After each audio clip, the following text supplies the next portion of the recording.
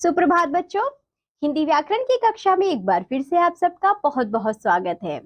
आज हम पढ़ेंगे पाठ नंबर 10 जिसका नाम है अविकारी शब्द, इंडिक्लाइनेबल वर्ड्स। ये क्या होते हैं बच्चों? अविकारी का अर्थ होता है जिनमें कोई परिवर्तन ना किया जा सके। आइए पढ़ते हैं इन्हें। जिन शब्दों में काल, वचन, लिंग या कारक के कारण किसी प्रकार का परिवर्तन नहीं होता उन्हें अव्यय या अविकारी शब्द कहते हैं। अव्यय सदा एक जैसे रहते हैं।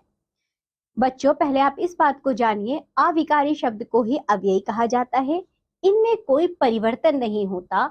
लिंग, वचन, कारक के अनुसार आप वाक्य परिवर्तित कर लीजिए, लेकिन बच्चों इन शब्दों में परिवर्तन नहीं होता है और यह 4 प्रकार के होते हैं। आइए जानते हैं।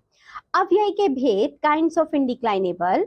अव्यय के भेद निम्नलिखित हैं। यहाँ बच्चों हमें देखो 3 भेद दिए हैं, संबंध बोधक, समुच्चय बोधक और विस्मय बोधक। बच्चों अव्यय का एक भेद क्रिया विशेषण भी होता है, जो हम इससे पिछले पाठ में पढ़ चुके हैं। याद है ना आपको? हमने पिछला पाठ क्रिया विशेषण पढ़ा था।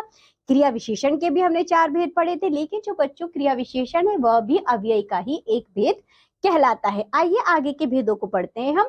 पहला भेद इसमें दिया गया है संबंध बोधक अव्यय यानी कि प्रीपोजिशन। जो अव्यय शब्द वाक्य में आए संज्ञा या सर्वनाम के बाद आकर उसका संबंध दूसरे पदों से प्रकट करते हैं उन्हें संबंध बोधक अव्यय कहते हैं। जैसे झोपड़ी के भीतर अंधेरा है, तो बच्चों ये संबंध बता रहे हैं ना किसका? अंधेरे का संबंध के भीतर, झोपड़ी का संबंध के भीतर से बता रहा है। बिल्ली मेज के नीचे बैठी है, तो बच्चों मेज के नीचे कौन बैठा है? बिल्ली बैठी है, तो ये संबंध बता रहा है। पहले वाक्य में के भीतर झोपड़ी के बाद आया है तथा मेज के बाद के नीचे शब्द आया है, जो बिल्ली और मेज के बीच का संबंध दिखा रहे हैं, इसलिए इनको संबंध बोधक अव्यय कहेंगे। तो बच्चों जो ये के भीतर शब्द है, अब यहाँ पर हमने क्या पढ़ा है, किसके अनुसार पढ़ा है? झोपड़ी के भीतर अंधेरा है। हम इसे इस तरह भी पढ़ सकते हैं बच्चों, महल के भीतर अंधेरा है, या फिर हम इसे इस तरह भी पढ़ सकते हैं बच्चों, झोपड़ियों के भीतर अंधेरा है। तो जो के भीतर शब्द है इसमें कोई परिवर्तन नहीं आएगा, इसलिए इस शब्द को अविकारी या अव्यय शब्द कहा जाएगा और ये संबंध बोधक अव्यय में आएगा। चलिए आगे बढ़ते हैं। अब देखिए बच्चों अविकारी का दूसरा भेद समुच्चय बोधक अव्यय यानी कि कंजंक्शन। जो अव्यय 2 शब्दों, वाक्यांशों और वाक्यों को जोड़ने का कार्य करते हैं उन्हें समुच्चय बोधक अव्यय कहते हैं। जैसे यहाँ मंदिर है और वहाँ मस्जिद, तो बच्चों और जो शब्द है ये 2 वाक्यांशों को जोड़ रहा है, इसलिए इसे हम समुच्चय बोधक अव्यय कहेंगे। लक्ष्य और सुहानी पढ़ रहे हैं, ये बच्चों यहाँ जो और शब्द है बच्चों वह 2 शब्दों को जोड़ रहा है, लक्ष्य और सुहानी को, इसलिए हम इसको समुच्चय बोधक अव्यय कहेंगे। चलिए आगे बढ़ते हैं। देखिए विस्मय बोधक अव्यय यानी कि इंटरजेक्शन।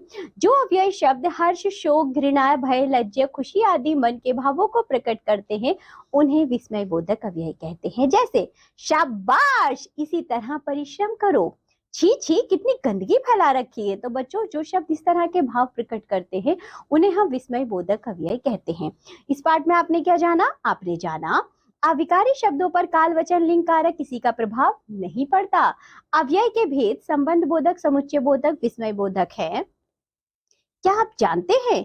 निम्नलिखित वाक्यों में उचित अव्यय भरिए। तो बच्चों आप यहाँ लिख सकते हैं, अरे जरा इधर सुनो बच्चों, आप यहाँ लिख सकते हैं वह नगर के सामने गया, चुपचाप बैठो वरना कमरे से बाहर चले जाओ।